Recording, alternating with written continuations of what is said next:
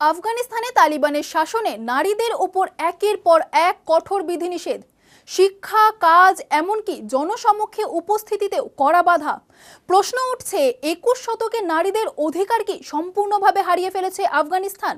আর যা নিয়ে স্বাভাবিকভাবেই প্রশ্ন উঠছে আন্তর্জাতিক মহলেও।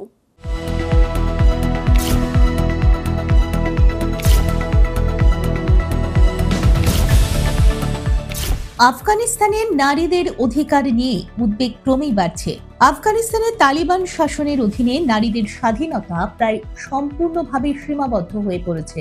বর্তমান নিয়ম অনুযায়ী নারীরা জনসমক্ষে কথা বলা, গান গাওয়া বা নিজের উপস্থিতি প্রকাশ করতেও বাধার মুখে পড়ছেন।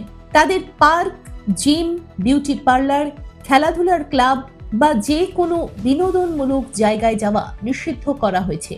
সরকার ও রাজনৈতিক ক্ষেত্র থেকেও নারীদের সরিয়ে দেওয়া হয়েছে এবং অধিকাংশ পেশায় কাজ করার সুযোগ নেই। শিক্ষার ক্ষেত্রেও কঠোর নিষেধাজ্ঞা জারি হয়েছে। মেয়েরা ষষ্ঠ শ্রেণীর পর আর পড়াশোনা করতে পারছে না, বিশ্ববিদ্যালয়ে যাওয়াও বন্ধ। বিয়ের ক্ষেত্রেও নির্দিষ্ট ন্যূনতম বয়স তুলে দেওয়া হয়েছে, যা নিয়ে আন্তর্জাতিক মহলে উদ্বেগ তৈরি হয়েছে। নারীদের জন্য সুরক্ষা ব্যবস্থাও দুর্বল হয়ে পড়েছে। গার্হস্থ্য হিংসার বিরুদ্ধে আইনি সুরক্ষা প্রায় নেই বললেই চলে। বাড়ির বাইরে বেরোতে হলেও একজন পুরুষ অভিভাবকের উপস্থিতি বাধ্যতামূলক করা হয়েছে। পাশাপাশি জনসমক্ষে মুখ ঢেকে রাখা এবং বিদেশ ভ্রমণের ক্ষেত্রেও কঠোর নিয়ম জারি রয়েছে। স্বাস্থ্য পরিষেবায়ও বড় সমস্যা তৈরি হয়েছে।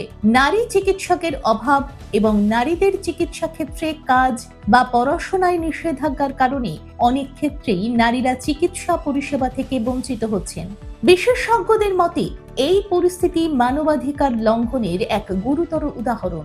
আন্তর্জাতিক মহল থেকে বারবার উদ্বেগ প্রকাশ করা হলেও বাস্তব পরিস্থিতির তেমন পরিবর্তন হয়নি। আফগানিস্তানের নারীদের ভবিষ্যৎ নিয়ে তাই বড় প্রশ্ন চিহ্ন থেকেই যাচ্ছে। দেখুন এই সময়ের তথ্য ও চিত্র প্রতিদিন রাত 9টায় ও সকাল 8টায় শুধুমাত্র চ্যানেল 1-এ।